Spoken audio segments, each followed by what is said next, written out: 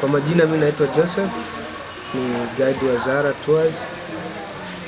Ndio tulipanda na huyu mlemavu kutoka siku ya kwanza kabisa pale Marangu Gate.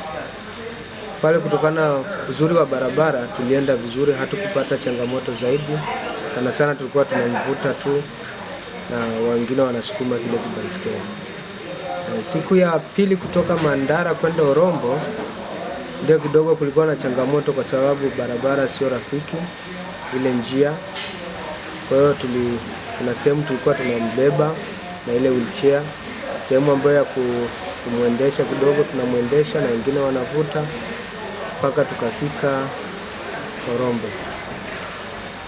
Tulishinda pale kwenda Kibo, pia barabara sio mbaya sana, tulifika Kibo bila changamoto zaidi kwa sababu pale wheelchair ilikuwa inatembea vizuri na tunamvuta.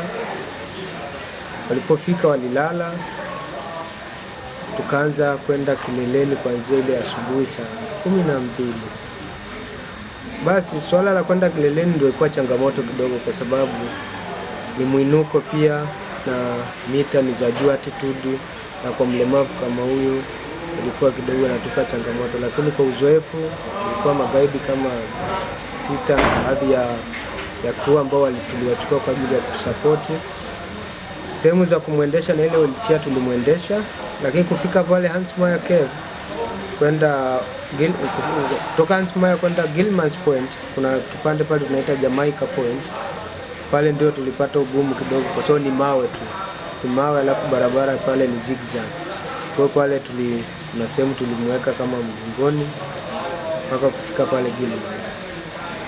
Kutoka Gilman's kwenda Uhuru barabara pia kawa sio nzuri, lakini kutoka Stella Point kwenda Uhuru kawa tunamsukuma na ile wheelchair. Changamoto tulizipata kwa sababu ya mtu alivyo maumbile yake yale mlemavu. Kwa hiyo kuna sehemu tulibeka mgongoni kumbeba, sehemu tunavuta ile wheelchair na ile mchanga ilikuwa haitembei vizuri, lakini mwisho wa siku tulifikisha kileleni. Wanaizungumzia vizuri, especially huyu mlemavu alifurahi sana mpaka akasema anatamani kuja kuishi hapa kwetu, na hakujua kwa sababu yeye ni mlemavu kama tungemuonyesha upendo wa namna ile. Kwa hiyo alifurahi sana na waliuzungumzia mlima wetu vizuri na nchi yetu kwa ujumla. Anatamani sana kuja kuishi hapa kwetu kuliko huko kwa wanamjua. So my name is 𝒓𝒊𝒈𝒉𝒕, ERIKABOGAN, and I am from North Carolina in the United States. Starting from day one in climbing Mount Kilimanjaro, my goal was to make it to the summit. Some of the challenges that I faced early on was the terrain and being able to navigate a wheelchair over terrain that is not necessarily made for a wheelchair.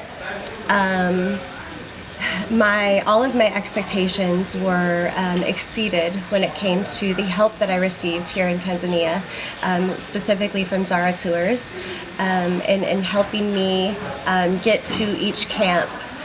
The hardest part for me was on summit day, and we actually didn't start summiting in the night like most people do. We waited until early in the morning when the sun came up, which helped it be a little bit warmer temperature.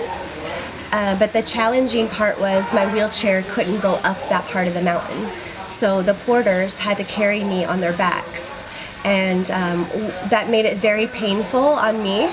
And at certain points, the closer we got to the summit after Stella Point, I started blacking out and going unconscious from the pain that my body was experiencing. So the very first thing that I remember seeing, where I think I really realized where I was and what I was doing, was in the rainforest region, which is definitely my favorite region of the mountain.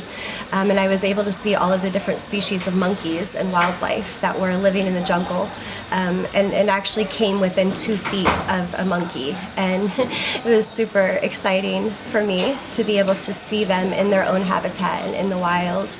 But as we climbed to different regions of the mountain, the one thing that stood out to me was how magical and majestic the surroundings were. And the mountain itself holds so much spiritual energy that is just absolutely magical to me. I felt like I was living in a painting that I have seen over the last 3 years and planning to climb the mountain. I was actually finally living in that beautiful painting. To come to Tanzania.